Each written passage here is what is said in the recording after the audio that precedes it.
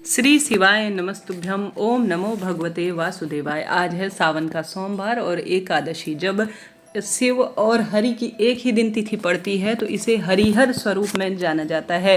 आज हरिहर तिथि है और आप सभी भक्तजनों को हरिहर एकादशी के पावन पवित्र दिन में जरूर से एक हरिहर मिलन दीपक अपने घर पर प्रज्वलित करना है। इस दीपक को बोलते हुए आपको 3 शब्द जरूर बोलने हैं ताकि आपकी मनोकामना पूर्ण हो।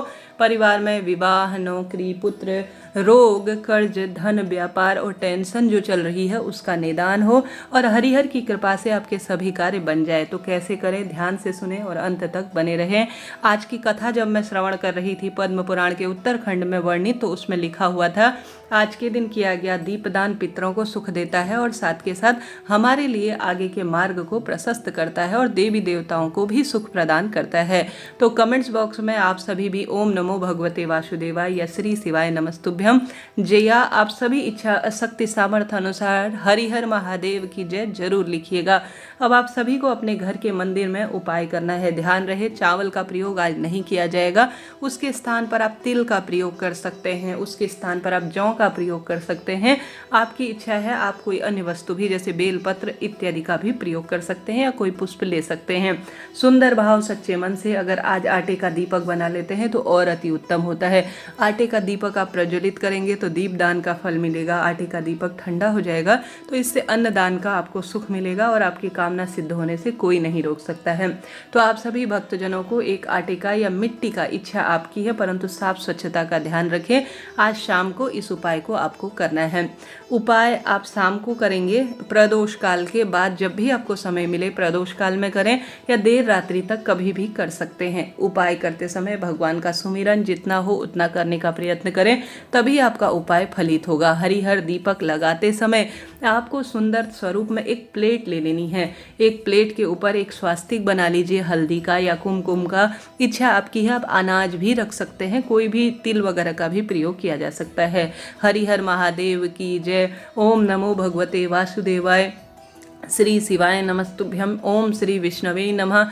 हर हर महादेव। इस तरह से आपको बोलते हुए उस जो है प्लेट के ऊपर जिस पर आपने स्वास्तिक या अनाज रखे हुए हैं उसके ऊपर एक दीपक रख देना है। दीपक में आप सभी को हरिहर का स्मरण करते हुए प्रार्थना करनी है कि हे हरिहर, आज मैं आपके शुभ दिन पर यह सुंदर दीपदान करने जा रही हूँ।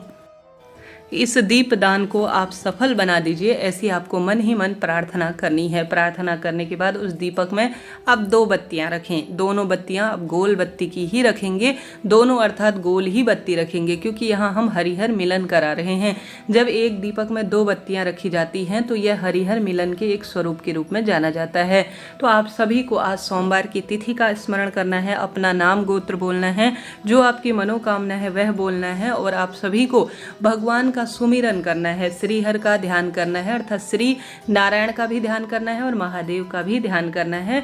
और जितना संभव हो मंत्र उच्चारण करते हुए आपको इस दीपक को सुंदर भाव सच्चे मन से प्रज्वलित कर देना है। प्रज्वलित करने के बाद आपके घर के मंदिर में जो महादेव और श्री नारायण की मूर्ति है उसके समक्ष इस दीपक से घंटी बजाकर हरिहर महादेव की जय, हरिहर महादेव की जय, हरिहर की जय, हरिहर की जय, ऐसी प्रार्थना करते हुए, ऐसा उच्चारण करते हुए आपको इस दीपक से सुंदर भाव सच्चे मन से श्री नारायण और महादेव की मूर्ति की आरती करनी है। उसके बाद इस दीपक को पूरे घर में घंटी बजाकर घुमाना भी जरूर है। घी का ही इसमें प्रयोग होगा। फिर इस दीपक को आपको प्रज्वलित कर देना है। प्रज्वलित करने के साथ ही जलते दीपक में अपनी मनोकामना कहकर पितरों को सुख मिले और आपके घर में हरि और हर दोनों की कृपा रहे, ऐसी प्रार्थना करते हुए अपना नाम गोत्र बोलकर अपनी मनोकामना बोलकर जलते हुए दीपक में काले तिल छोड़ दीजिएगा। ऐसा करने से सौभाग्य बढ़ता है, दुख दारिद्रता का अंत होता है, कर्ज इत्यादि से भी मुक्ति स्वतः ही मिल जाती है। करके देखिएगा, बहुत सुंदर और अति श्रेष्ठ कार्य है जो कि आपको लाभ मिलेगा। बढ़ते हैं दूसरे उपाय की तरफ। दूसरा उपाय बहुत चमत्कारी है। आज आप सभी भक्तजनों को अपने घर में सबसे पहले जो दीपक लगाना है वह लगाना है तुलसी माता के समक्ष। तुलसी श्री नारायण की पूजित है, उन्हीं का एक स्वरूप है। तो तुलसी माता में एक गोल बत्ती का घी का दीपक जिसमें एक चुटकी हल्दी आपको डालनी है जरूर प्रज्वलित करना है। दूसरा दीपक आपको घर के दरवाजे पर लगाना है। तीसरा दीपक आप बेलपत्र पेड़ के नीचे, चौथा दीपक आप सभी को आज पीपल वृक्ष की जड़ में लगाना है। महादेव और श्री नारायण के मंदिर में दीप दान कर कर आप अपने घर की रसोई में भी दीपक लगा देते हैं तो समझ लीजिए आपने अपने पूर्वज और अपने लिए और अपने परिवारजनों के लिए समस्त स्वर्ग के द्वार को खोल दिया है। आज के दिन दीपदान की महत्वता जो मैंने आज सुबह ही पढ़ा है उत्तराखंड में विष्णु पुराण में वर्णित है, तो उसे आप सभी को सुंदर रूप में दीपदान करना है। सभी स्थानों पर नहीं जा सकते, पानी बरस रहा है, स्थिति खराब है, कोई दिक्कत नहीं, घर पर तुलसी में, दरवाजे पर, घर के मंदिर में, घर की रसोई में भी दीपदान कर लेंगे तो भी पर्याप्त रहेगा। बेलपत्र पौधे के जड़ में दीपदान करते हैं तो चमत्कार तो होता ही है। तो इन 2 दीपदान को आप जरूर कीजिएगा। बात कर लेते हैं तीसरे कार्य की तरफ।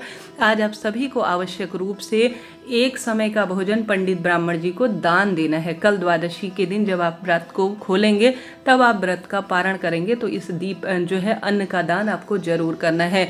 उसमें एक समय का भोजन, कुछ वस्त्र, दक्षिणा, मौसमी फल वगैरह रखकर आप घर के सदस्यों के हाथ को स्पर्श कराकर दान दे दीजिएगा। स्वर्ग की अनुभूति होगी और आपका एकादशी और सोमवार का व्रत फलित हो जाएगा। आज शाम के समय प्रदोष काल में महादेव के मंदिर में या घर के ही मंदिर में 108 कोई भी वस्तु, सफ़ेद फूल की पंखुड़ी, तिल और कोई भी वस्तु शिवलिंग पर जरूर चढ़ानी है। 108 वस्तु का आज सोमवार के दिन जो शिवलिंग पर चढ़ा देता है उसका दुर्भाग्य दूर हो जाता है और सौभाग्य में वृद्धि होती है। करके देखिएगा। सोमवारी एकादशी पर शिवलिंग पर आप कोई भी 108 वस्तु समर्पित करते हैं तो आपको लाभ मिलता है, परंतु चावल नहीं। ध्यान रहे आज पूजा में आपको चावल का प्रयोग नहीं करना है। तो इन नियमों को आप समझेंगे तभी आपका कार्य होगा। इसके बाद आज आप सभी को घर पर तुलसी की लकड़ी, जो कि तुलसी की लकड़ी का दीपक अपने आप में पावन है, पवित्र है, अमृत की बूंद की तरह इसे माना जाता है। अपने घर के मंदिर में आप सभी को तुलसी की लकड़ी को तोड़ लेना है। कोई दोष नहीं है सूखी तुलसी की लकड़ी को तोड़ने में।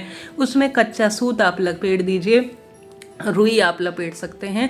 घर के मंदिर में आप सभी को श्रीमन नारायण ऐसा कहते हुए तुलसी की लकड़ी का दीपक जरूर लगाना है। जो भी भक्त आज तुलसी की लकड़ी का दीपक अपने घर के मंदिर में लगा देता है उसका सौभाग्य बढ़ता है, दुख दारिद्रता का अंत होता है। तुलसी की लकड़ी एकादशी पर घर पर जलाना एक हवन के समान माना जाता है और यह श्री नारायण को बहुत प्रिय है।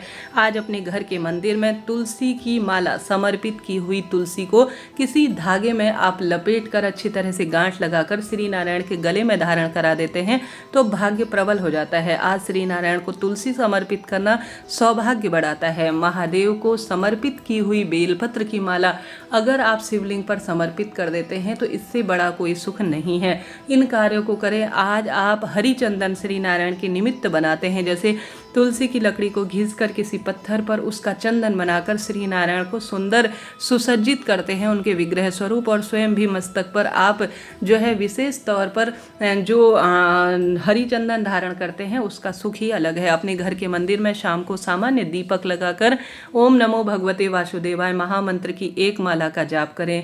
आज अपने घर के मंदिर में हर हर महादेव या ओम जो है आप ओम नमो भगवते वासुदेवाय तो करेंगे ही, श्री शिवाय नमस्तुभ्यम या नमः शिवाय ओम महामंत्र की भी एक माला का जाप जरूर करें। ऐसा करने से भी सौभाग्य बढ़ता है, दुख दारिद्रता का स्वतः ही अंत हो जाता है। इस कार्य को भी आप कर सकते हैं। आज एकादशी व्रत की कथा भी सुने, सावन सोमवार व्रत की कथा, दोनों का आप रसवादन कीजिए, बहुत अधिक आपको लाभ मिलने वाला है। आज की तिथि चमत्कारी है। सोमनाथ महादेव का नाम लेकर आज आप शाम के समय शिवलिंग पर काले तिल चढ़ाते हैं, 5 दुर्वा चढ़ा देते हैं, 5 बेलपत्र चढ़ा देते हैं, 5 कनेर के फूल चढ़ा देते हैं तो सुख सौभाग्य में वृद्धि होती है, दुख दारिद्रता का अंत हो जाता है। तो आज शाम के समय सोमनाथ महादेव का नाम लेकर या सारनाथ महादेव का नाम लेकर इन 5 चीज़ों को आप शिवलिंग पर जरूर चढ़ाएं। आज के दिन आप कोई भी कार्य करते हैं, शिव मंदिर की साफ सफाई, श्री नारायण के मंदिर की साफ सफाई, यह बहुत सुखद और श्रेष्ठ अनुभूति होती है। खूब सुंदर दीप दान करें, मंत्र जाप करें, व्रत कथा सुने, भगवत चिंतन में अपना ध्यान लगाएं, अपने कर्मों को सुधारें और भाग्य की रेखाओं को प्रबल होने से कोई नहीं रोक सकता। हर हर